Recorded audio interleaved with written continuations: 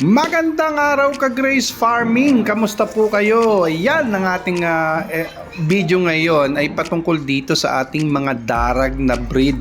Ito ay native chicken. Ayan. Sa video po natin sila yung mga sisiw pa lang na tinuturuan na natin kumain ng mga black soldier fly larvae hanggang do sa video na pinapakain na natin sila ng mga black soldier fly. Ngayon ay titignan at kakamustahin natin yung kanila naman pangiitlog. Nag-itlogan na po. Kaya papakita po natin kung napakadami po mga itlog ng isang darag. At the same time, meron po akong isang darag na ng itlog, mahigit 20, 25 to be exact. Kaya ayan, doon sa pagdadagdag natin ng source of protein ng black soldier fly larvae ay masasabi ko po na effective po para doon sa pag-iitlog. At the same time, yung productive po niya ay maganda po. Kapag magandang productive po niya, may harvest po tayo. Pagdating po sa harvest ay may benta naman po tayo.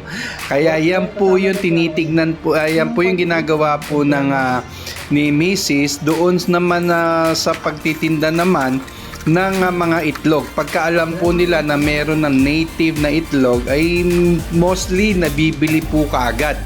Kaya napakaganda po mga ka-Grace Farming, yung umasa ka sa grasya at ito'y pinaniwalaan at pinanaligan mo at ngayon naman ito'y nasa in return hanggang sa production, sa pagpapaganda ng production at hanggang doon sa pagbebenta naman ng mga itlog. Napakaganda po itong native, kaya po ito yung native. Free range lang po siya mga ka-Grace Farming. Kapag sila ay nagutom, mismo sila, kaya sila pakawala, ay naghahanap din sila ng paraan nila para sila ay kumain base doon sa kanilang natural habitat.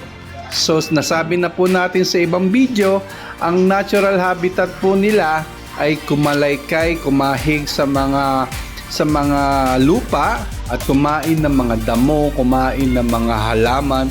At kaya yun naman po ang binibigay naman natin pagdating sa mga tanim. At yun naman ang binibigay natin pagdating doon sa mga lupa. Kaya binibigyan po natin sila ng black soldier fly. Kaya yung ka-Grace Farming, comment po kayo kung maganda po ba na magbigay, magdagdag, magbigay ng black soldier fly larvae din base dito sa nakita nating observation na ang ating darag na manok ay nangingiklog na madami. Kaya ayun ka-Grace Farming, maraming salamat po.